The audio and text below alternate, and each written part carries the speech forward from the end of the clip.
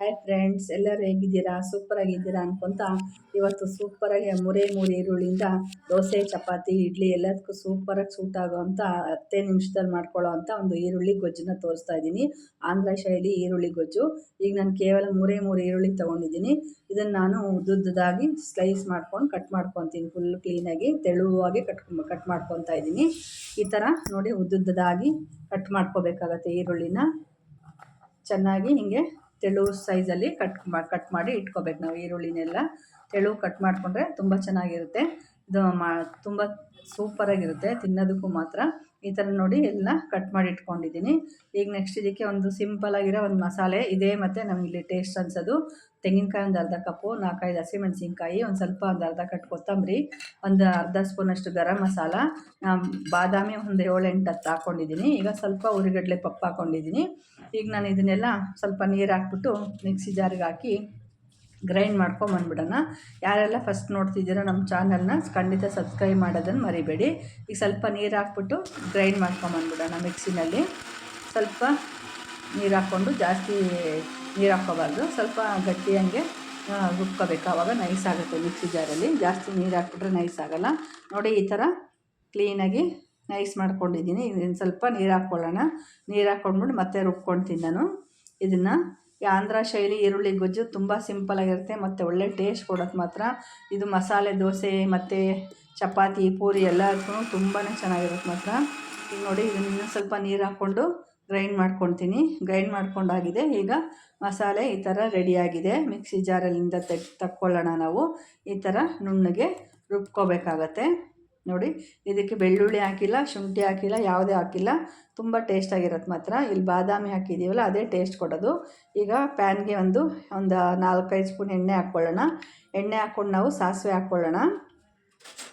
ಒಂದು 1/4 ಟೀ ಸ್ಪೂನಷ್ಟು ಸಾಸಿವೆ ಹಾಕ್ಕೊತೀನಿ. ನಂತರ ಸಾಸಿವೆ ಸಿಡಿದ ನಂತರ ಇದಕ್ಕೆ ಈರುಳ್ಳಿ ಹಾಕ್ಕೊಳ್ತೀನಿ ನಾನು. ಇದಕ್ಕೆ ಉದ್ದಿನಬೇಳೆ, ಕಡಲೆಬೇಳೆ ಏನೂ ಹಾಕಲ್ಲ. ಹಂಗೆ ತುಂಬ ಚೆನ್ನಾಗಿರುತ್ತೆ ಮಾತ್ರ. ಈಗ ಉದ್ದುದ್ದ ಈರುಳ್ಳಿ ಹೆಚ್ಕೊಂಡಿದ್ದೀವಲ್ಲ ಇದನ್ನೆಲ್ಲ ನಾವು ಹಾಕ್ಕೊಂಡು ನಾವಿಲ್ಲಿ ಮಸಾಲೆ ನಾವು ಎಷ್ಟು ಚೆನ್ನಾಗಿ ಬೇಯಿಸ್ಕೊತೀವೋ ಅಷ್ಟು ಚೆನ್ನಾಗಿ ಇದಾಗುತ್ತೆ. ಈರುಳ್ಳಿನ ನಾವು ಎಷ್ಟು ಚೆನ್ನಾಗಿ ಕೆಂಪಗೆ ಬೇಯಿಸ್ಕೊತೀವೋ ಅಷ್ಟು ಚೆನ್ನಾಗಿ ಟೇಸ್ಟ್ ಆಗುತ್ತೆ. ನಾವಿದು ಈರುಳ್ಳಿ ಗೊಜ್ಜು, ಆಂಧ್ರ ಶೈಲಿ ಈರುಳ್ಳಿ ಗೊಜ್ಜು.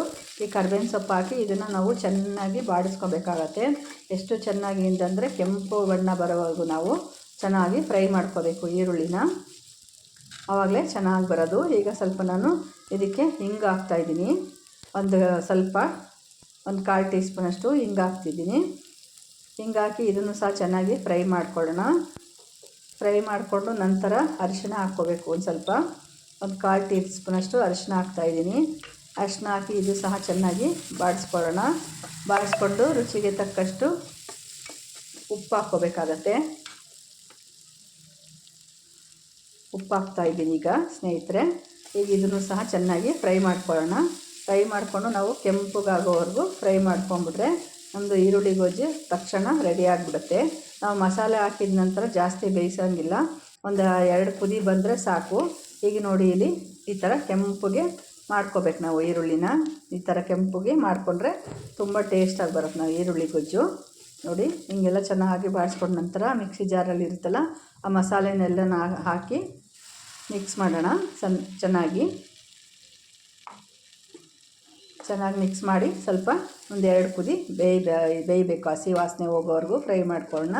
ನಂತರ ಮಿಕ್ಸಿ ಜಾರಲ್ಲಿರೋ ನೀರಿರುತ್ತಲ್ಲ ಅದನ್ನು ಸೇರಿಸ್ಕೊಳ್ಳೋಣ. ನಮಗೆ ಗ್ರೇವಿ ಎಷ್ಟು ಅದಕ್ಕೆ ಬೇಕೋ ಅಷ್ಟು ಅದಕ್ಕೆ ನಾವು ನೀರು ಹಾಕ್ಕೋಬೇಕಾಗತ್ತೆ. ಇದು ಆರಿದ ನಂತರ ಗಟ್ಟಿ ಬಂದುಬಿಡುತ್ತೆ. ಸ್ವಲ್ಪ ಆದಷ್ಟು ಬರೀ ಒಂದು 2 ನಿಮಿಷ ಅಷ್ಟೇ ಬೇಯಿಸ್ಬೇಕಾಗಿರೋದು. ಇದು ಜಾಸ್ತಿ ಬೇಯಿಸೋಕ್ಕೆ ಹೋಗಬಾರ್ದು. ಸ್ವಲ್ಪ ನೀರು ಹಾಕ್ಕೊತೀನಿ. ನೀರು ಹಾಕಿ ನಮಗೆ ಗ್ರೇವಿ ಎಷ್ಟು ಬೇಕೋ ಅಷ್ಟು ಮಾಡಿಕೊಂಡು ನಾವು ಈಗ ನೋಡಿ ಎಷ್ಟಿದ್ರೆ ಸಾಕು. ಒಂದು 2 ಕುದಿ ಬಂದರೆ ಸಾಕು ಸ್ನೇಹಿತರೆ. ಇದು ತುಂಬ ಚೆನ್ನಾಗಿರುತ್ತೆ ಮಾತ್ರ. ಚಪಾತಿ, ದೋಸೆ ಎಲ್ಲದಕ್ಕೂ ಚೆನ್ನಾಗಿರುತ್ತೆ. ಈಗ ನಾನಿಲ್ಲಿ ದೋಸೆ ಜೊತೆ ಸರ್ವ್ ಮಾಡ್ತೀನಿ. ಈಗ ಸರ್ವಿಂಗ್ ಬೌಲ್ಗೆ ಹಾಕ್ಕೊಳ್ಳೋಣ. ಈ ಖಂಡಿತ ವಿಡಿಯೋ ಇಷ್ಟ ಆಯಿತು ಅಂದರೆ ಲೈಕ್ ಮಾಡಿ, ಶೇರ್ ಮಾಡಿ, ಸಬ್ಸ್ಕ್ರೈಬ್ ಮಾಡ್ತೀರಾ ಅಂತ ಅಂದ್ಕೊತೀನಿ.